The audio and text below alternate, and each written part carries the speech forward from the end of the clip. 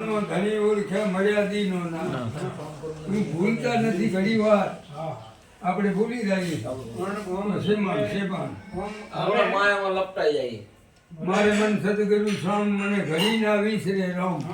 કોઈને વાલા રૂપાને હેમ કોઈને વાલા છે પ્રભુ નામ મારે મન સદગુરુ સ્વામ મને ઘડી ના વિસરે રામ ગુરુએ બતાયા ભક્તિના ભેદ શૂન્યમાં દીધા સન્મુખ દેવ અડગો મેલો ઘરના કામ સંતોને વાલા છે હરિના નામ સંસારીઓને વાલા ઘરના કામ કોઈને વાલા પ્રભુના નામ ગગન મંડળમાં જબકે તેજ રતિયો જલમલ જ્યોતનો ખેલ જબકે વીજળીને ગાજે મેં સાચા મોતી વર્ષે ગુરુને દેશ ઉગ્યા ભાણને નવલખ તારા તેના અંજવાળો થાય અપાર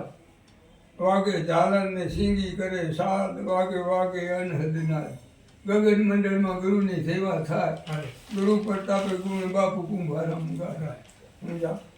એટલે આમાં અખંડ સેવા છે કોઈ વગાડનારું નથી અપૂર્વ વાગે એ બધું વાગેનું બધું થાયનું પણ આપણે નક્કી કરવું જોઈએ એ આપણે નક્કી કરવું નક્કી પાછું આપણે જે પ્રકાશિત જે કાંઈ પણ જોઈ રહ્યા છીએ ને એ પ્રકાશ એ સત્ય નથી સાહેબ જે થયેલું છે આપણને નક્કી કરાવવા ઠેરાવવા માટેની આ યુક્તિ છે આપણને પહેલા ક્યાંક ઠેરાવવા તો પડે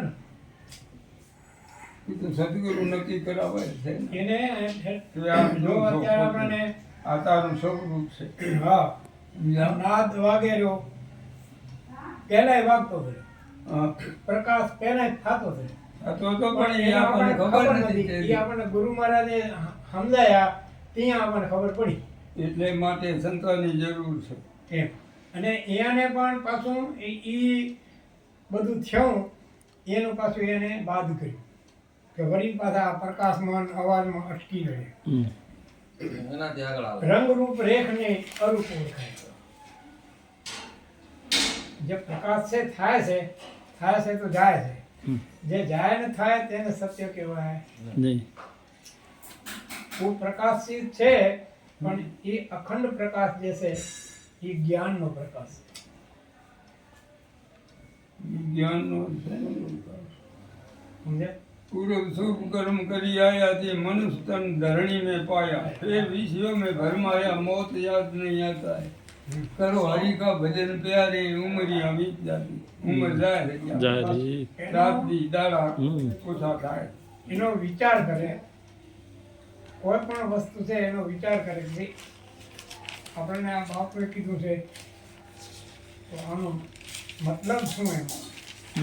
એને આપણે સમજવા માટે જો આપણે વિચાર કરીએ અને આપણો વિચાર પ્રગટ કરીએ સામે અને તો એનું કામ થાય બાકી બીજું બધું અનુમાન એને પ્રત્યક્ષ કહેવાય નહીં પ્રત્યક્ષ તો જેને શાસ્ત્રને ગુરુનું વચન અને જે પોતાનો અનુભવ થાય ત્રણ ભેગા થાય ત્યાં એનો દેખાય